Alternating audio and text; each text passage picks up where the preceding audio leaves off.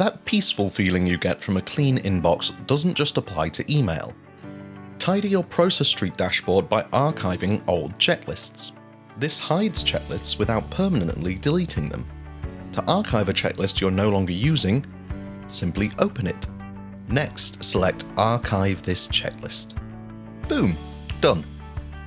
You now have two new options: Unarchive this checklist and Delete this checklist. Fast forward into the future, when you need to view a previously archived checklist. From your dashboard, go to the folder that originally contained your checklist. Next, click the cog next to the folder name and select Show Inactive. After you've grabbed all the info you need, click Stop Showing Inactive to return to normal view. That is simple, efficient workflow management as it should be. Sign up for a free account today at www.process.st.